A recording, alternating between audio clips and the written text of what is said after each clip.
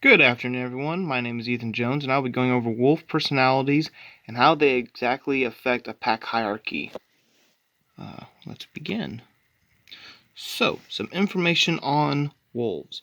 The most common name is the gray wolf. There are many different subspecies of wolves, but for today we're going to mostly focus on the gray wolf. The scientific name for them is the Canis lupus, and they can weigh anywhere from around 75 to 120 pounds. The group name is obviously a pack, and the pack sizes can range very largely. Most average, they're around 6 to 10 animals, but some packs have been reported to be much, much higher. The most famous of these examples is the Jewett pack in Yellowstone. It reported to back in 2001 to be at 37 individuals, the largest pack ever found and recorded in history so far. So really interesting. So how are packs structured? A normal pack consists of basically a breeding pair with various offsprings. That breeding pair is your alpha. So there's one alpha male and one alpha female. They're the only two that breed. They're the first ones that eat at kills, and they're the parents of the rest of the packs. And basically what happens then, this forms a hierarchy among all of them, with more assertive wolves being up higher up in the group than others. The more submissive ones are going to be down towards the bottom.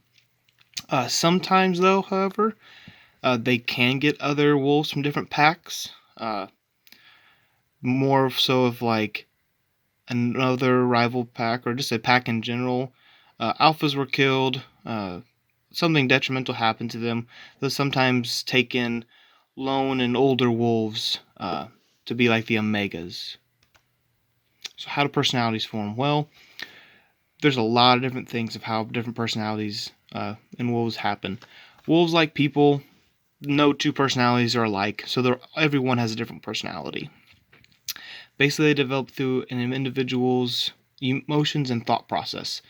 Something we really can't take a look at too in depth because obviously wolves can't write or tell us what they're thinking. Another thing that really makes sure is the genetic makeup. Their genes and genetics helps make up how they're gonna act. And some things that they're exposed to. Two big main ones: the environment, how harsh and forgiving the environment is to them, and food scarcity. Obviously, places where there's more food available, they're not going to be as assertive as some wolves. Those, though, with severe food scarcity of all the time is probably going to be much more aggressive and more assertive because that's a fight for survival. A lot of this is found, though, when pups are growing up, when they're young. So all of that play fighting they do, the wrestling, and how they interact with their litter mates is not only teaching them future hunting skills, but also where their rank's going to be. The one wolf pup that's more assertive than the other ones, possibly going to make a very good alpha one day.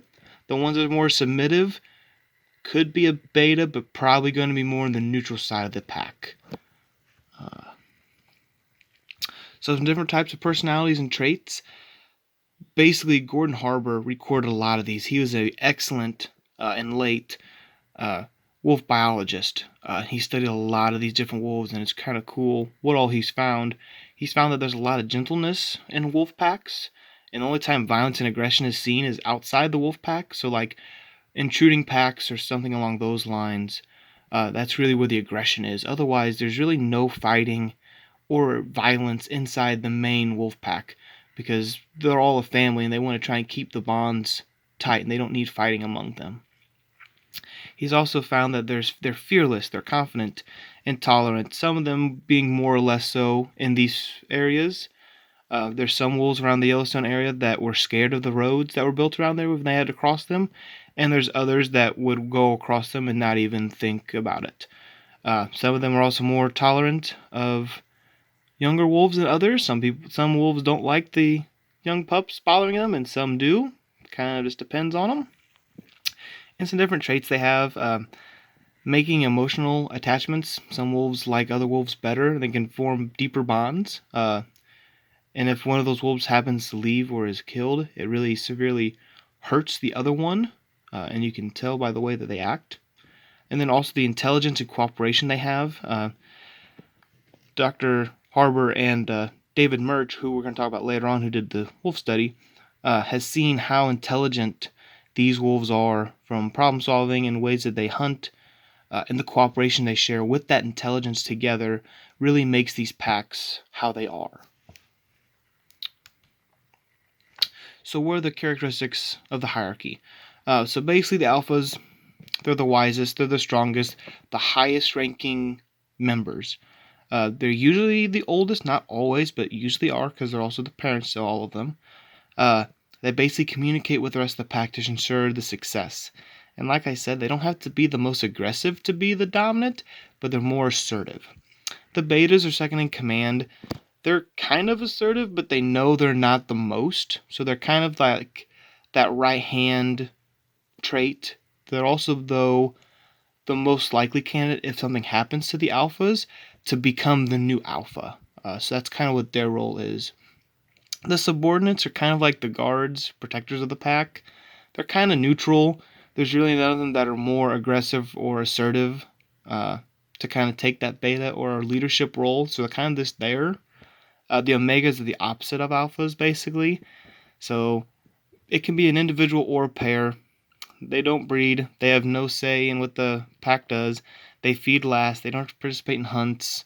They're kind of just the babysitters of the group. They go and make sure the pups are okay, and they teach them skills and help support the older wolves in decisions that they made. They don't make any, though, themselves. So how do we see this? David Mech, he's a really good endangered species observer. He does a lot with different wolves, and he basically stated how dominance and the characteristics were shown from wolves in the wild and in captivity.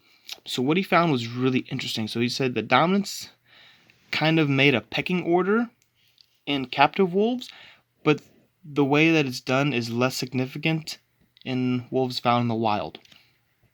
Whereas wolves in captivity did more aggression towards each other. In the wild, however, they did more posture ways to show that they either submitted or are more dominant.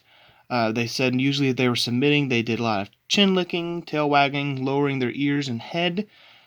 More dominant, they kind of stood straighter up, hair came on edge to show that they are dominant. So how do we see this? Well, I have some charts here that he found and recorded on which individual wolves were dominated or submitted to help show the hierarchy. We're going to come in here. So here we go. All nice here. We're going to just pick one of them. We're going to pick that on the second one. The top one kind of just shows the two dominant, male and female.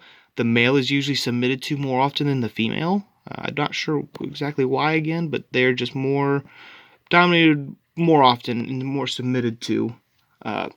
Shows a couple of the different years in which those numbers were recorded. And then on this bottom table is actually really, really interesting. We're just going to take one of them. We're going to take the yearling female number 2 on the third line from the bottom. And basically what it's showing is that how often that one's submitted to the other ones. So it's submitted to the male parent, the alpha, 4 times. It's submitted to the female parent 3 times, showing the male has more power. And then it did not submit at all to the female yearling 1 or the male yearling. And then, of course, female yearling 2 is blocked out because it was that study animal, so it can't submit to itself. So this is just kind of showing how many times they were. So like up here at the top line for the male parent, it didn't submit to anyone because he is the alpha. And then also shows the totals of how often they were submitted to. So on these numbers, the male was obviously submitted to way more than the female. So why is all this beneficial? Why is all this hierarchy and these traits that they have, why are they there? How does it help them? Well, basically it reflects how the pack is going to succeed in the future. If you have good leaders that can do this, good alphas, there's going to be order among the entire pack and a type of cohesion of how they work together. Bonds form very deeply within the pack to where they can work together very well. It helps teaches the younger wolves necessary skills to survive these harsh environments, and basically continues on that your species and your genetics are going to live for more generations. Without all of this stuff and without these unique personalities in these wolves and these hierarchies, they would not survive and be successful as they are. I have here my works cited page of all the information I've used. Thank you guys for listening. I hope you guys enjoyed. See you guys out.